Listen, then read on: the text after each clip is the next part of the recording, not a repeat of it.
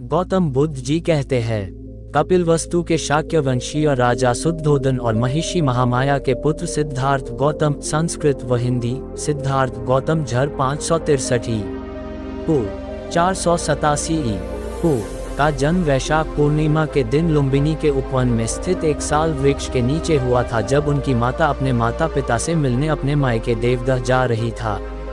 पुत्र जन्म के तत्काल बाद महामाया वापस कपिलवस्तु लौट आई थी। तावविंस देवों से शिशु के जन्म की सूचना पाते ही शिशु के दादा सिंहनु के गुरु तथा राजपुरोहित तत्क्षण कपिलवस्तु पहुंचे। शिशु को अपनी गोद में उठाया। जैसे ही शिशु को निकट से देखा तो उनकी आंखें पहले तो खुशी से चमक उठी, लेकिन फिर आंसुओं में डूब गईं। राजा शुद्धोदन द्वारा कारण पूछे जाने पर उन्होंने बताया था, ये शिशु बुद्ध बनने वाला है, इसलिए मैं प्रसन्न हूँ। किंतु दुख इस बात का है कि शिशु की बुद्धत्व प्राप्ति तक मैं जीवित नहीं रह सकूंगा। शिशु के जन्म के 5वें दिन उसके नामकरण के अवसर पर 108 ज्योतिषियों को आमंत्रित किया गया था, जिनमें 8 विलक्षण ज्योतिषी भी थे। उन 8 में से 6 राम, ध्वज, लखन, मंती, भोज और सुदंत ने ये भविष्यवाणी की थी कि वह शिशु या तो चक्रवर्ती सम्राट बनेगा या एक बुद्ध। किंतु सबसे कम उम्र के ज्योतिषी कौंडिन्य का कथन था कि वह शिशु निश्चित रूप से एक बुद्ध बनेगा। शिशु का नाम सिद्धार्थ गौतम रखा गया। 7वें दिन सिद्धार्थ की माता का देहांत हो गया। तब उसके लालन पालन का दायित्व उसकी मौसी महाप्रजापति ने लिया। वह भी शुद्धोदन की एक रानी थी और उनका विवाह भी शुद्धोदन के साथ उसी दिन हुआ था जिस दिन महामाया का 16 वर्ष की अवस्था में सिद्धार्थ ने शाक्यों की एक सभा में अपने अद्भुत युद्ध कौशल दिखाए। सारभर्ग जातक के अनुसार तो उन्होंने एक ऐसे धनुष को उठा अपने कर्तव्य दिखाए थे जिसे 1000 आदमी मिलकर भी नहीं उठा सकते थे। किंवदंती तो यह है कि उनके शौर्य से प्रसन्न हो उन्हें 40,000 शाक्य कन्याओं के हाथ प्राप्त हुए थे, जिनमें सुदबुद्ध की राजकुमारी बिंबा उनकी प्रमुख रानी बनी थी, जो बाद में राहुलमता के नाम से बौद्ध साहित्य में विख्यात हैं। झर बिंबा ही भद्दकच्छा, सुभद्दका और यशोधरा हिंदी संस्कृत यशोधरा के नाम से जानी जाती हैं। 29 वर्षों तक थरभव, थसुरभव और थसुब नामक प्रासादों में राजवैभव भोगने के बाद सिद्धार्थ संसार से विमुक्त हो संन्यास को उन्मुख हुए। कहा जाता है कि उन्होंने एक बार किसी रोगी को देखा और अनुभव किया कि हर कोई जो पैदा होता है रोग और व्याधि से पीड़ित होता रहता है। फिर उन्होंने किसी वृद्ध को देखा। इससे उन्हें यह विदित हुआ कि हर कोई जो जन्म लेता है कालांतर में वृद्ध भी होता है, तत् उसके हाथ पैर शिथिल और जर्जर हो जाते हैं। फिर जब उन्होंने एक मृत को देखा तो ये ज्ञान पाया कि हर कोई जो जन्म लेता है एक दिन मृत हो अपने संसार और नश्वर शरीर को भी छोड़ जाता है, तब सारे सुख सुविधाओं और वैभव की वस्तुएं निरर्थक हो जाती है।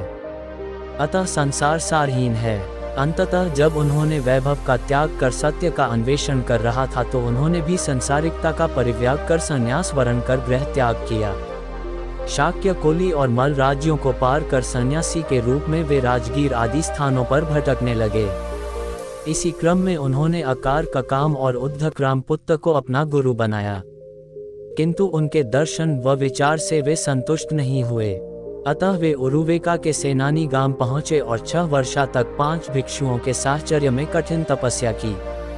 कठिन चरम तप 2 मार्ग की अनुपभुक्तता जान पुनः वे साधारण भोजन ग्रहण करने को प्रेरित हुए, जिससे खिन्हो उनके 5 भिक्षु मित्र खिन्हो उनका साथ छोड़ सारनाथ के इसिपत मिगदात को प्रस्थान कर गए। सिद्धार्थ की साधारण भोजन ग्रहण करने की इच्छा सुजाता नाम की एक कन्या ने सोने की कटोरी में खीर अर्पित कर पूरी की।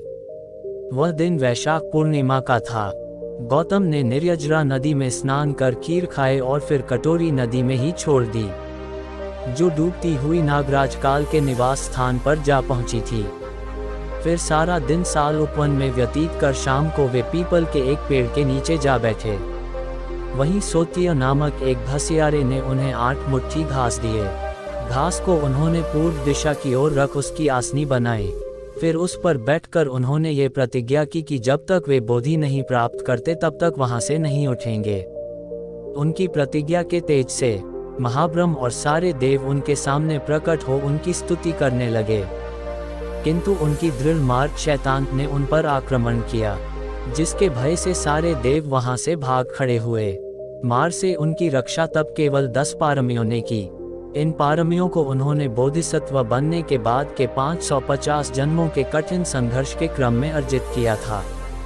पारमी 10 होते हैं: दान, शील, नेक्खम्म या नौकमन, प्रज्ञा, वीर्य, खंति या धैर्य, सत्य, अधिष्ठान, मेता या मैत्रेय और उपेक्षा या संभाव अथवा अनासक्ति।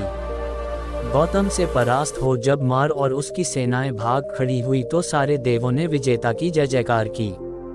तप में लीन गौतम ने रात के पहले प्रहर में अपने पूर्व जन्मों को जाना, दूसरे प्रहर में दिव्य चक्षु को पाया, तीसरे प्रहर में परिचय समुप्पाद के ज्ञान को और अंततः प्रत्युष काल में संबोधि की प्राप्ति की, ज्ञान को जिससे वे प्रत्येक बुद्ध बने।